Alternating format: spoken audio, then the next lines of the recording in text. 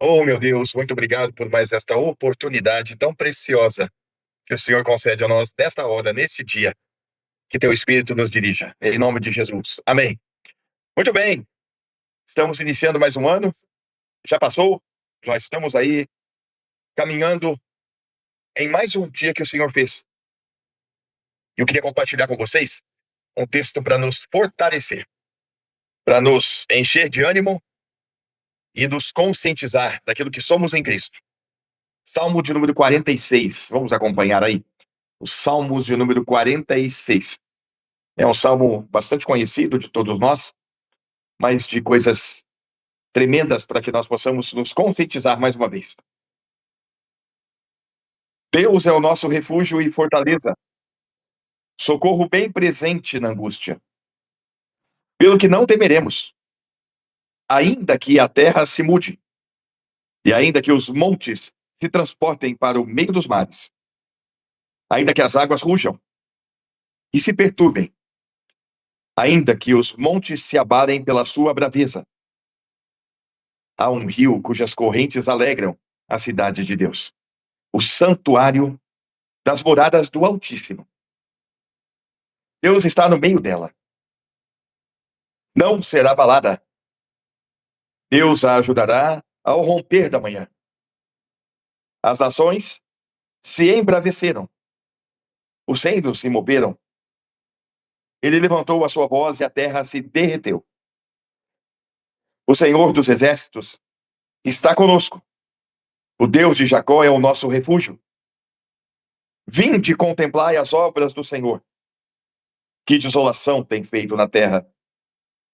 Ele faz cessar as guerras até ao fim da terra. Quebra o arco e corta a lança. Queima os carros do fogo.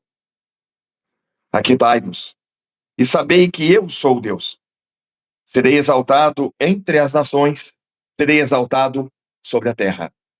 O Senhor dos exércitos está conosco. O Deus de Jacó é o nosso refúgio. Oh, amados, como isso aqui é tremendo, né? Tremendo. Primeiro, o salmista aqui, ele declara coisas profundas para todos aqueles que nasceram de novo. Para todos aqueles que agora, que creem que foram atraídos por Jesus, que morreram com ele naquela cruz e foram ressuscitados juntamente com Cristo. Todos os que tiveram o coração trocado, a vida trocada, a natureza trocada, agora tem a Deus, o Criador, como Pai. E Ele é o nosso refúgio. E não só o nosso refúgio, mas a nossa fortaleza. Ele é o nosso socorro bem presente na angústia. Isso então deixa claro para nós que teremos muitas aflições ainda pela frente, meu amado. Deus não nos prometeu, ou como este ano, ano de tranquilidade. Ele nos prometeu tempos de aflições e de angústias aqui na terra. E você sabe, amado, a gente tem que tomar isso como uma coisa muito séria para todos nós. O reino de Deus, ao qual o Senhor nos transportou das trevas, é de amor. O reino do Filho do seu amor. É o reino de justiça, paz e alegria. Isso está tudo dentro de nós. Aonde está o reino de Deus, Jesus? Está dentro de vocês. Então, isso está aqui dentro. Mas ao nosso redor, aqui fora, nós vamos ter um mundo que jaz no maligno, onde os dias são maus e aonde nós teremos muitas aflições e angústias. Mas louvado seja o Deus, porque é o nosso refúgio e a nossa fortaleza, socorro bem presente na angústia. Nós vamos passar por angústias e sofrimentos? É claro que sim, abundantes. Mas nós precisamos ter lá dentro a alegria de saber que, no meio das angústias, eu tenho um Deus que é meu Pai e que Ele vai me socorrer. E aí, ele continua dizendo, olha, coisas extremas, que acredito eu que improvável que a gente veja isso, mas ele nos leva, porque ele é um Deus tão tremendo e é tão grande, que ele diz no versículo 2, pelo que não temeremos, ainda que a terra se mude. Você já parou para pensar se isso é possível? É claro que Deus tudo pode, mas ainda que os montes se transportem para o meio dos mares, talvez sejam coisas improváveis da gente ver, mas ele está chamando a nossa atenção para que ele estará conosco na angústia, mesmo naquelas angústias impossíveis para nós. Ele estará conosco. Ele nos fortalecerá, ele nos protegerá, ele estará conosco ainda em situações improváveis. E ainda diz, ainda que as águas rujam e se perturbem, ainda que os montes se abalem pela sua braveza. Imagina a braveza do Senhor. E esse tempo chegará, né? Porque quando o Senhor voltar, as potências serão abaladas, aonde as estrelas cairão do céu, aonde tudo se consumará. Agora, o verso 4 é um alento, né? Oh, Deus tremendo. Aí ele fala sobre Jesus. Há um rio cujas correntes alegram a cidade de Deus. Ele é Jesus. Rios de água viva. Este é Jesus. Alegram a cidade de Deus, o santuário das moradas do Altíssimo. Nós já estamos lá. Lembra do texto de Efésios 2:6? Ah, que coisa linda, né? E juntamente com ele nos ressuscitou e nos fez assentar nos lugares celestiais em Cristo Jesus. Nossas vidas foram erguidas nos céus. Espiritualmente, nossas vidas foram erguidas pelo Senhor no céu. E nós, pela fé, vivemos aqui na terra com as nossas vidas em Deus. Olha que coisa linda, Colossenses capítulo 3, aonde ele fala: portanto, se você já foi ressuscitado com Cristo, buscai as coisas que são de cima, e não nas que são da terra. Pensai nas coisas que são de cima, e não nas que são da terra. Porque vocês já morreram, e a vossa vida está escondida com Cristo aonde?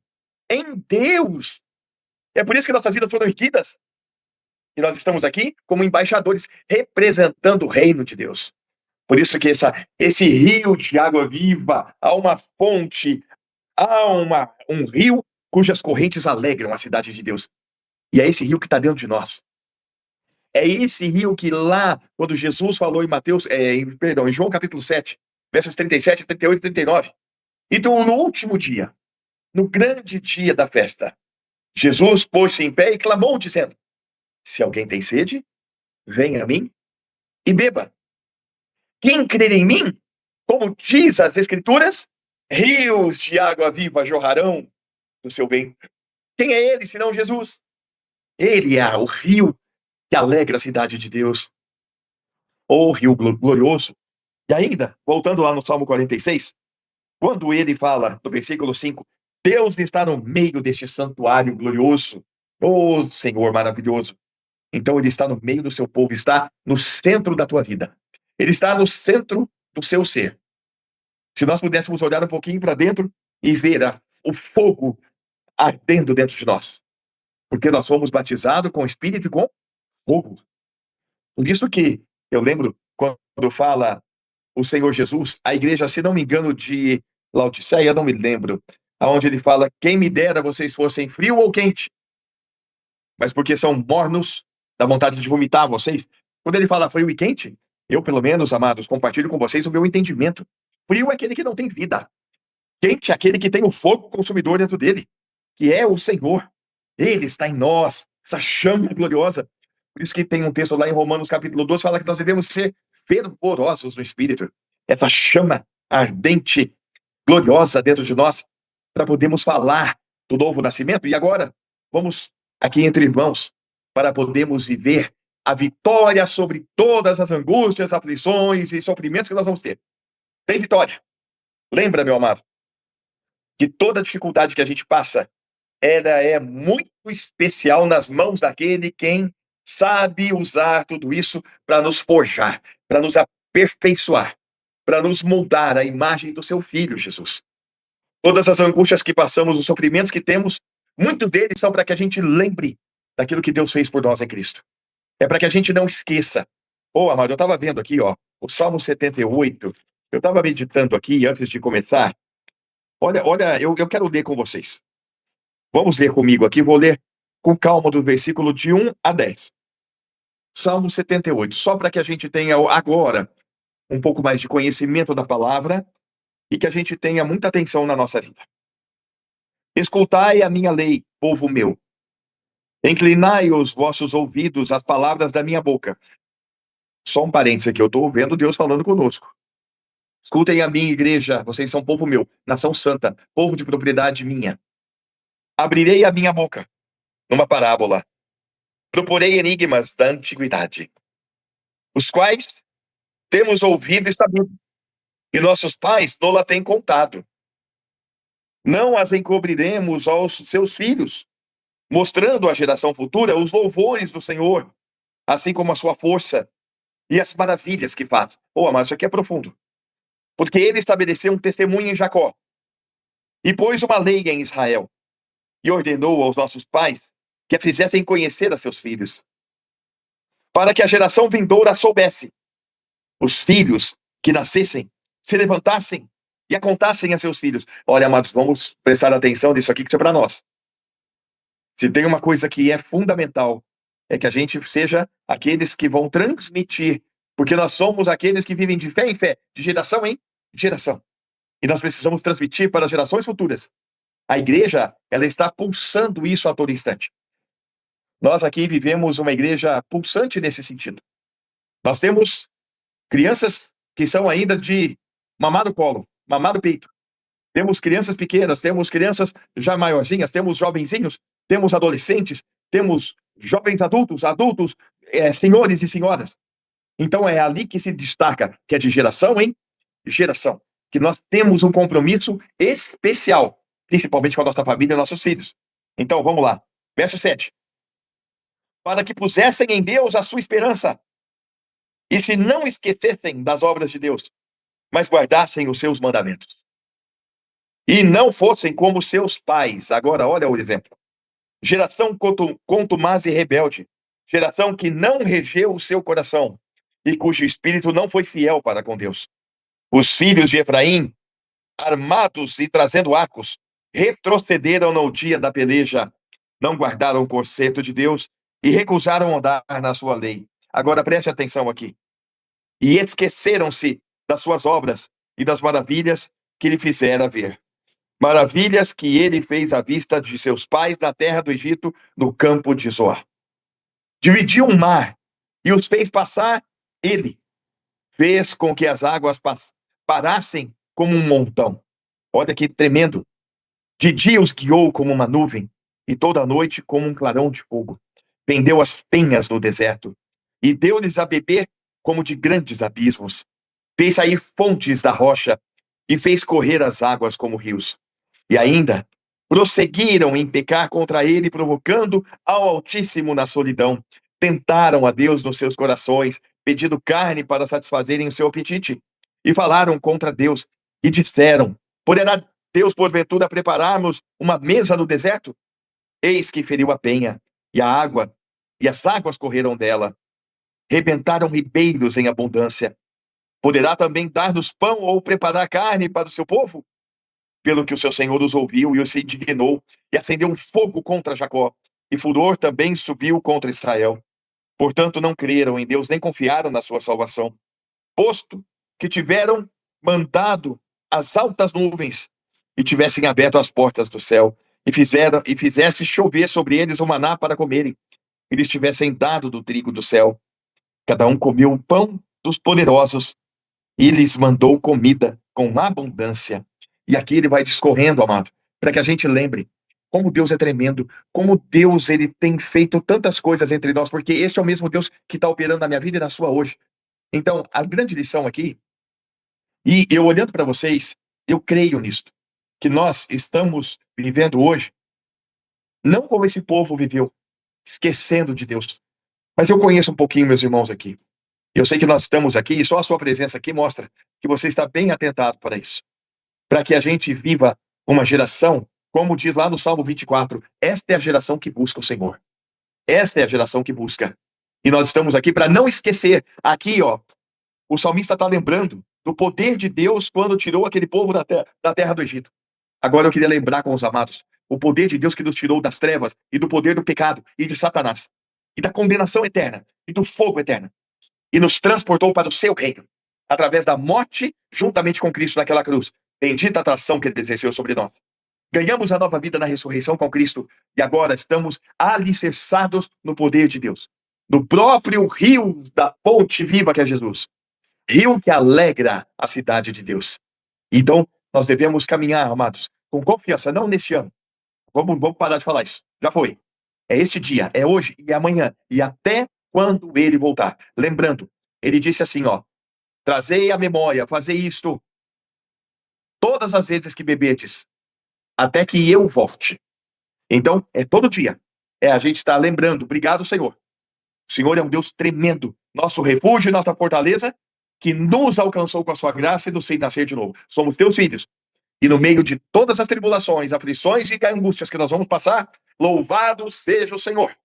Louvado seja o Senhor. Quer por erros nossos ou quer pelo poder do Evangelho, porque Jesus falou que nós vamos sofrer por causa dele.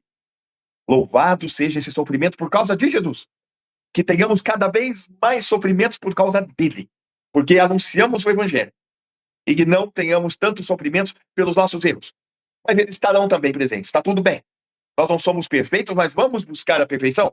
Convido aos amados, já caminhando para o final. Está aqui, ó. 2 Timóteo, capítulo 3, versos 16 e 17.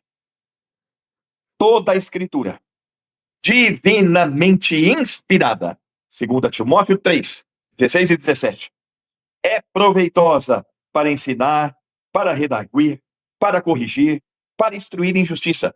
Talvez algum dos irmãos tenha alguma versão que vai falar, ele ensina, a palavra de Deus ensina a maneira certa de viver. E é assim que nós devemos estar, sempre dispostos a ouvir a palavra e colocá-la em prática. Agora olha o verso 17. Para que o homem de Deus seja perfeito e perfeitamente instruído para toda boa obra. Então nós devemos buscar sim a perfeição da nossa vida. Imperfeitos buscando a perfeição. Aleluia. É assim que deve ser. E você sabe, eu também sei, olhando para vocês. Sabe o que necessita para que a gente tenha a perfeição na nossa vida? Muitos trabalhos. Para fazer as coisas perfeitas, é muito trabalho, tem que fazer muito perfeito. Você tem que, sabe, fazer melhor do que a gente fez até hoje. E amanhã, fazer melhor do que a gente fizer amanhã, depois de amanhã fazer melhor do que a gente fez, e assim nós vamos caminhando. Há sempre muito mais. Em Deus há muito mais. E isso alegra o nosso coração, porque a gente sabe que Deus é um Deus tremendo, tão grande, infinitamente grande. Altas coisas ele tem para nós. Os caminhos do Senhor são muito mais altos do que os nossos. Então nós vamos passar agora, a cada dia, lembrar, para que a gente jamais perca o foco, que Deus é o nosso socorro bem presente, um Deus presente nas nossas angústias. E Jesus falou isso para a gente encerrar Mateus 28, versículo 20. O último versículo de Mateus. Confere aí para ver se está assim, ó. Ensinando-os a guardar todas as coisas que vos tenho ordenado. Mateus 28, 20. E eis que estou convosco todos os dias, até a consumação dos séculos. Aleluia, aleluia, aleluia, aleluia. Beijo no coração, amo vocês. Uma semana muito abençoada com a direção do Espírito e uma semana cheia da nossa consciência plena. Ele é o nosso refúgio, a nossa fortaleza, o nosso socorro bem presente na angústia. Amém?